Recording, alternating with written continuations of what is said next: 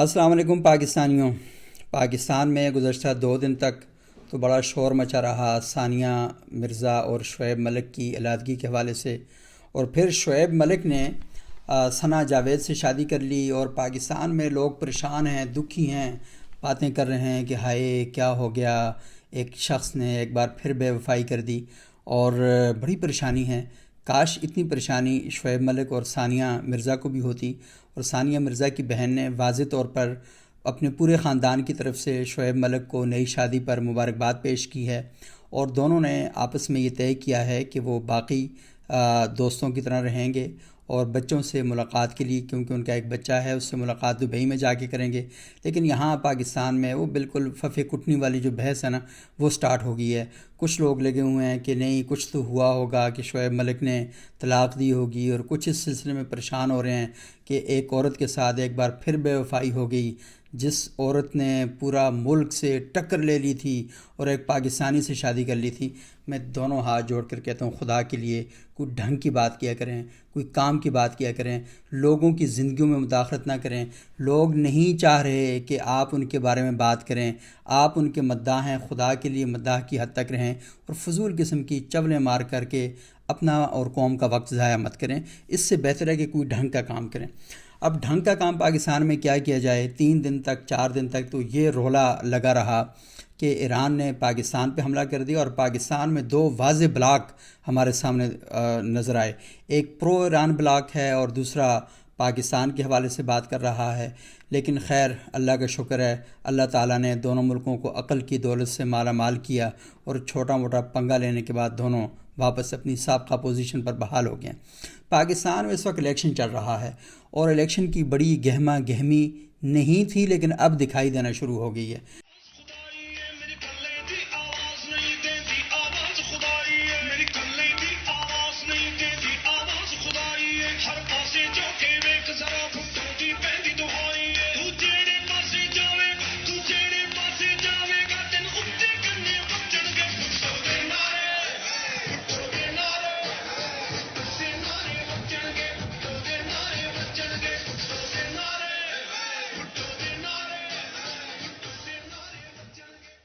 آج لاہور میں Pakistan Peoples party اور پاکستان مسلم لیگ نون کی نئی قیادت جو ہے، وہ بالکل آمنے سامنے آ گئے ہیں، سینہ تان کے،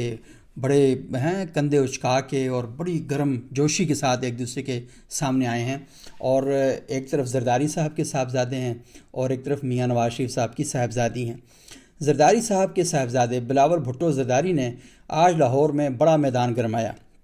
اور انہوں نے کہا کہ کوئی بتائے ان نواز شریف کو اور ان کی پارٹی کو کہ یہ جو لاہور ہے، یہ پیپلز پارٹی کا لاہور ہے۔ اس لاہور نے یہاں سے بے نظیر بھٹو کو وزیر اعظم بنایا ہے، لیکن اب صورتحال یہ ہے کہ کبھی اس لاہور پر شہباز شریف کو مسلط کر دیا جاتا ہے، اور کبھی وسیم اکرم پلس کو مسلط کر دیا جاتا ہے۔ اور ساتھ ہی بلاول بھٹو نے ایک بڑے مزے کی بات کہی۔ انہوں نے کہا کہ میں نے عمران خان کو بتایا، عمران خان کو سمجھایا کہ کسی کو برے لفظ سے مت یاد کرو، اور کسی کو گالم گلوچ مت دو، لوگوں کی ماں بہنوں کو جیلوں میں مت ڈالو۔ لیکن اس کے ساتھ ہی انہوں نے عمران خان کا شہباز شریف کو دیا ہوا تنزیہ لفظ، تنزیہ نام شہباز شریف کہہ کر مخاطب کیا۔ تو سیاست ہے، اس کے اپنے رنگ اور ڈھنگ ہوتے ہیں۔ لیکن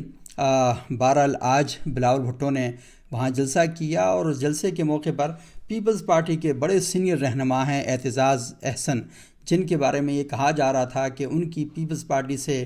راہیں جدا ہو گئی ہیں، وہ عمران خان کے کیمپ میں چلے گئے ہیں۔ تو آج اعتزاز احسن نے بلاول کی لاہور موجودگی کے موقع پر یہ کہا کہ پیپلز پارٹی ان کے خون میں دوڑتی ہے، دنیا کی کوئی طاقت انہیں پیپلز پارٹی سے جدا نہیں کر سکتی۔ اس کے علاوہ بلاول بھٹو نے لاہور میں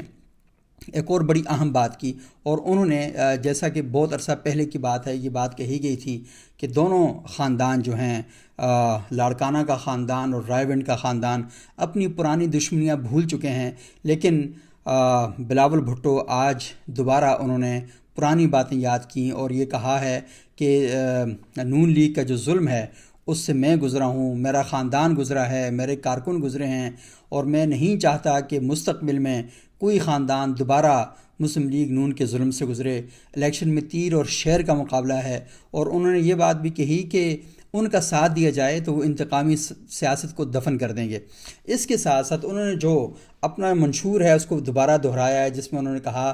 کہ لاہور انہیں موقع دے تو آمدنی دگنی کر دیں گے، 30 لاکھ گھر بنائیں گے، 300 یونٹ تک بجلی مفت فراہم کریں گے۔ ان کا یہ بھی کہنا تھا کہ ان کا خواب ہے کہ پاکستان کا کوئی شہری بھوکا نہ سوئے، تو انہوں نے اس پر جس طرح بینظیر انکم سپورٹ پروگرام ہے اس طرز پر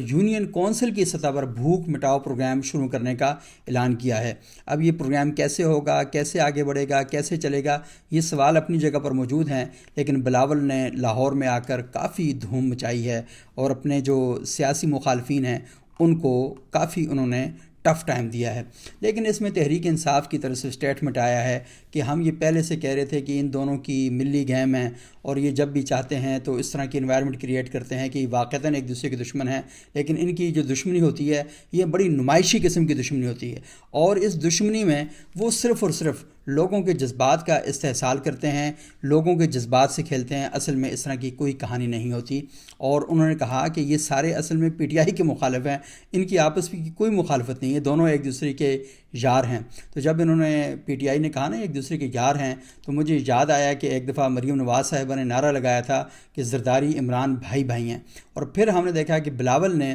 نعرہ لگایا اور اس میں انہوں نے کہا کہ نواز شریف اور عمران خان کا ایجنڈا ایک ہے۔ تو یہ ایک دوسرے کے اوپر اس طرح کے الزامات جو ہیں وہ لگاتے رہتے ہیں۔ لیکن آج جو انٹرسٹنگ بات ہوئی کہ جس طرح بلاول بھٹو نے لاہور کے جلسے میں معاشی اصلاحات کے حوالے سے بات کہی ہے، وہاں پر مریم نواز صاحبہ نے بھی آج لاہور میں معاشی اصلاحات کے حوالے سے بات کی ہے۔ اگرچہ کہ مسلم لیگ نون کا منشور ابھی تک سامنے نہیں آیا، 21 یا 22 جولائی کے بارے میں کہا جا رہا تھا کہ شاید آ جائے گا، لیکن اس میں مریم نواز نے جو بات کہی وہ بڑی امپورٹنٹ ہے۔ انہوں نے کہا کہ آئندہ 5 برس کے دوران خدمت کا ایجنڈا بنا چکے ہیں، عوام نواز شریف کا ساتھ دیں، کیونکہ مریم نواز مسلم لیگ کی چیف آرگنائزر اور سینئر نائب صدر ہیں، تو انہوں نے کہا کہ عوام مہنگائی اور مسائل سے نجات کے لیے نواز شریف کا ساتھ دیں۔ مریم نواز کے مقابلے کے لیے لاہور میں تحریک انصاف کے ٹکٹ ہولڈر ماہر محمد وسیم کھڑے تھے۔ انہوں نے مریم نواز کے حق میں دستبرداری کا اعلان کیا، اور مریم نواز نے ان کو خوش آمدید کہا اور ان سے کہا کہ آپ نے ترقی کے قافلے میں شمولیت اختیار کی ہے۔ اچھا، مریم نواز نے اس موقع پر کہا کہ سیاسی مخالفین کو رلانے کی خواہش رکھنے والوں کے پیدا کردہ مسائل کی وجہ سے آج پورا پاکستان رو رہا ہے، اور پھر اس طرح انہوں نے ترقی کے حوالے سے بات کی اور کہا کہ لاہور جو ہے وہ آج گندگی کا ڈھیر بن چکا ہے اور وہاں پر بڑے بڑے پرابلم جو ہیں وہ موجود ہیں۔ انہوں نے کہا کہ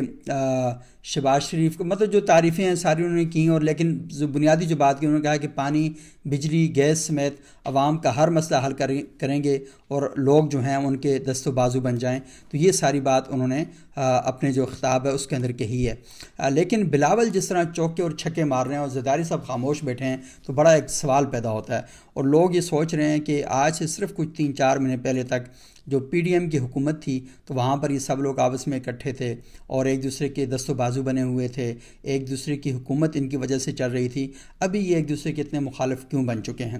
اچھا، یہ ساری باتیں اپنی جگہ پر، الیکشن میں یہ ساری چیزیں چلتی رہتی ہیں، کاش یہ ساری چیزیں نہ چلیں، کیونکہ جب آپ سیاست میں اس طرح کا گرم ماحول پیدا کر دیتے ہیں، ایک دوسرے پر الزام تراشیاں کرتے ہیں، تو وہ ٹرانسلیٹ ہو کر نیچے تک جاتی ہیں۔ اس کی وجہ سے کارکن ایک دوسرے کے مخالف ہو جاتے ہیں، اور جس نیریٹو کی یا جس انداز سیاست کی آپ ظاہری طور پر مخالفت کر رہے ہیں، اصل میں آپ اسی کا ایک طرح سے حصہ بن رہے ہیں۔ آخر میں ایک چھوٹی سی بات اور بہت ہی افسوسناک اور دلخراش واقعہ پیش آیا پشاور میں، اور پشاور میں سکے باپ نے سکے بیٹے کو قتل کر دیا، اور وجہ کیا بنی؟ بیٹا ابھی 2 مہینے پہلے ہی پاکستان سے باہر تھا اور وہاں پر مزدوری کر رہا تھا، 2 ماہ قبل پاکستان واپس آیا، اور باپ نے بیٹے سے کہا کہ بیٹا یہ سیاسی سرگرمیوں میں حصہ نہیں لینا آپ نے۔ تو اس پر بات چیت ہوئی، آپس میں ڈسکشن ہوئی، اور ڈسکشن تکرار تک چلی گئی، اور اس دوران باپ نے بیٹے پر فائرنگ کر دی، اور بیٹا موقع پر جہاں بھاگ ہو گیا، اور جو باپ ہے وہ جگہ سے فوراً وہاں سے فرار ہو گیا، اور پولیس نے مقتول کے بھائی کی مدعیت میں مقدمہ درج کر دیا ہے باپ کے خلاف۔ اب یہ کیا عجیب و غریب سی بات ہے، کہیں بیٹا باپ کو مار رہا ہے، کہیں باپ بیٹے کو قتل کر رہا ہے. تو خدا کے لیے اس تلخی کو کم کریں. اور یہ تلخی بدقسمتی کے ساتھ ہمارے ان رہنماؤں نے پیدا کر دی ہے جن کا کام یہ تھا کہ وہ معاشرے کے اندر اس تلخی کو کم کریں. تو پلیز، سیاسی اختلافات ہوتے رہتے ہیں، اختلافات کو اختلافات کی حد تک رکھیے، آپس میں اس کو دشمنی مت بنائیے. بہت شکریہ.